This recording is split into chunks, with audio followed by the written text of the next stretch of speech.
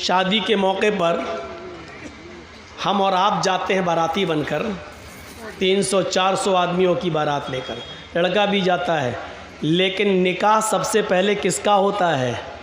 लड़की का। लड़की की इजाज़त के बिना, लड़की के सिग्नेचर के बिना लड़के का निकाह नहीं हो सकता है। जिन लोगों की शादियां हुई हैं उन सबको मालूम होगा, जिनकी शादियां हुई। जाती ना, आपके यहाँ बारात जाती है कि नहीं जाती है?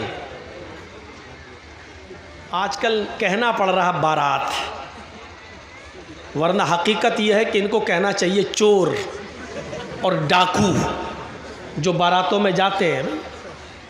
हकीकत है, ये लड़की वाले के यहाँ जाते हैं। अरे उस ज़माने में कभी ये दौर चलता तो उसकी वजह ये थी कि पहले ज़माने में ना ट्रेनें होती थीं, ना गाड़ियाँ होती थीं, तो पहले बैलगाड़ियों पर, खच्चरों पर ये लोग जाते थे एक गांव से दूसरे गांव, और शादी करा के जब लाते थे तो रास्ते में लूट लिए जाते थे सोना चांदी कपड़ा लत्ता। तो इसलिए बारात का सिलसिला चला। एक गांव से दूसरे गांव में जब आदमी जा रहा तो 100, 150, 200 आदमी लेके जा रहा, ताकि हमें कोई लोग लूटे नहीं और हम दूल्हा और दुल्हन को निकाह करा के खैरियत से घर पे ले आए। इसलिए ये बारात का सिस्टम निकला था, सिस्टम। लेकिन आजकल ट्रेनों के ज़माने में, आजकल हर थाने के बाहर पुलिस, हर गांव में पुलिस थाना मौजूद है। चोरी और डकैती का तसव्वुर निकल चुका है, काफिला अब लूटा नहीं जा सकता है मेरे भाइयों। लेकिन ये प्रथा अब तक चली आ रही है। ये निकली थी किसी और वजह से, लेकिन चली आज तक आ रही है। 300 और 400 आदमियों की बारात लड़की वाले के यहाँ पहुंच गए। अब लड़की का बाप बेचारा सोच रहा है कि अच्छी से अच्छी मिठाई खिलाओ, क्योंकि ये लोग मुंह फट लोग होते हैं। बारात में जितने आते हैं मुंह फट्टे होते हैं। मुंह फट का मतलब समझ रहे हो? अगर थोड़ी सी भी मिठाई में या खाने में कमी हो गई तो ज़िंदगी भर लड़की को ताने मारे जाएंगे, अब तेरे बाप ने तो इज्जत ही नहीं की हमारी। इसलिए लड़की का बाप जानता, पहले इनके पेट की जहन्नम को भरो और अच्छा से अच्छा खिलाओ। जब तक इसके पेट की जहन्नम को सुकून नहीं मिलेगा तब तक मेरी बेटी सुकून के साथ घर में नहीं रह पाएगी। अब बारात पहुंच गई, निकाह का वक्त आया। पहले लड़के का निकाह नहीं होता है, पहले लड़की का होता है। और लड़की का हकीकत में निकाह नहीं होता है, बल्कि लड़की से इजाज़त ली जाती है। शायद आपके यहाँ मालूम होगा, पीछे ले जाइए पैसा सर, वहाँ गिनिए। हम इनको बंद करा रहे हैं, शोर ना करें, आपकी आवाज़ भी कानों में आ रही है। चंदा इतना हो गया माशाअल्लाह कि 2 दिन तक गिनते रहेंगे। तो सुनिए, लड़की की इजाज़त लेती। आप लोगों में जिसका निकाह हुआ होगा मालूम होगा, एक वकील होता है और 2 गवाह। वकील और गवाह ये दोनों जाते हैं लड़की के पास रजिस्टर लेकर।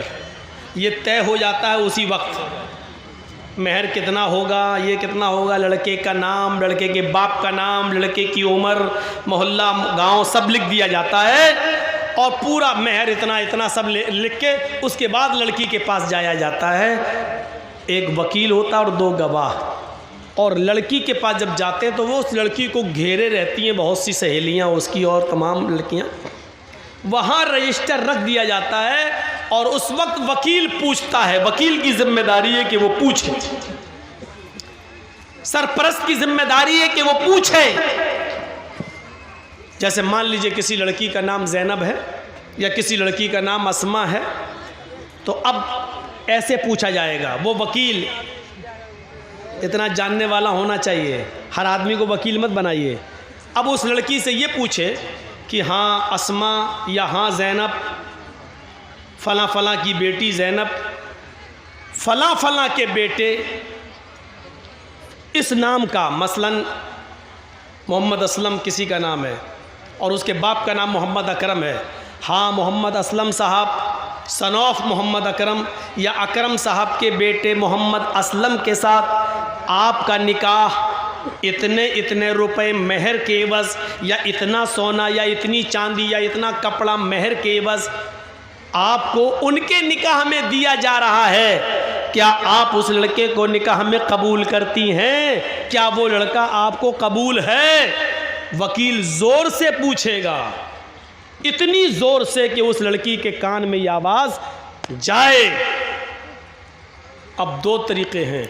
एक चीज़ तो यह है कि लड़की बोल दे हाँ मुझे वो कबूल है, और अगर नहीं बोलती है, खामोश रहती है, तो वो भी काफ़ी है।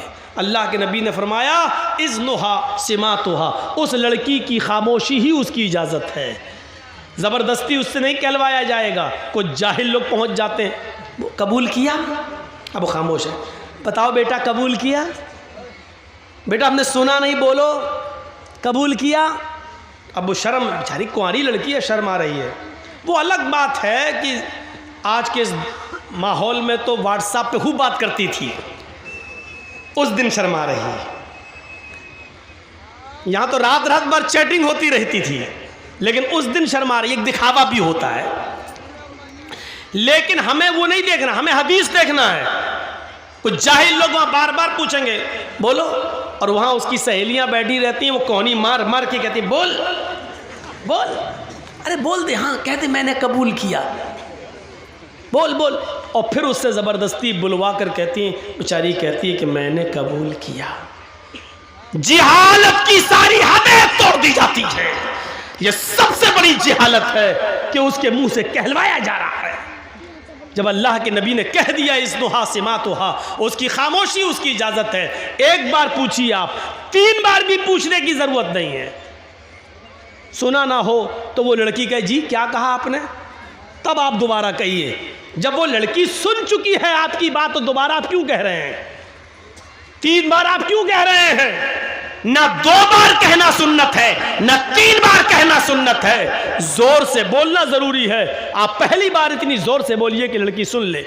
हाँ, ज़ैनब फला की बेटी, आपका निकाह मोहम्मद असलम अकरम साहब के बेटे के साथ 5000 रुपए मबलग महर अलावा नान नफका आपको उनके निकाह में दिया जा रहा है। क्या आप उस लड़के को कबूल करती हैं? इतनी जोर से आप बोल दीजिए पहली बार।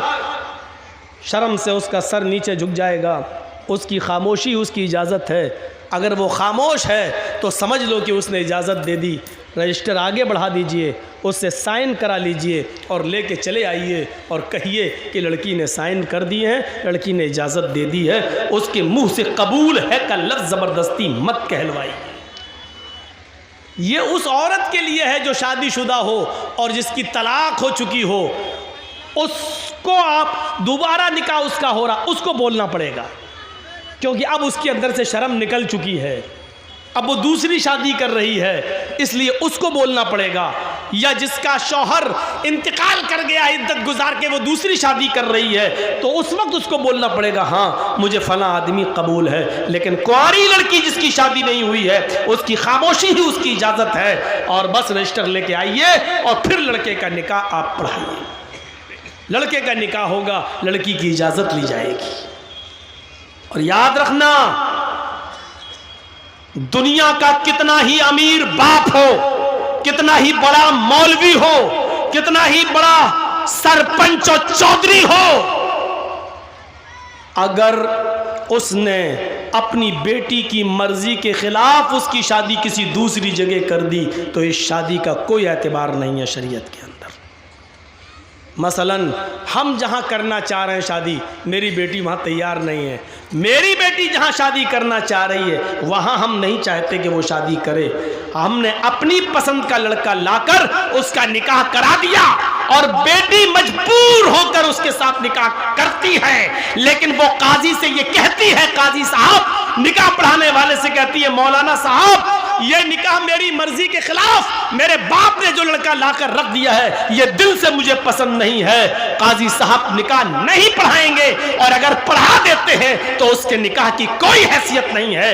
एक औरत, एक सहाबिया अल्लाह के नबी के पास आई और कहती, अल्लाह के रसूल, मेरे बाप ने मेरा निकाह ऐसी जगह कर दिया है जो लड़का मुझे पसंद नहीं है।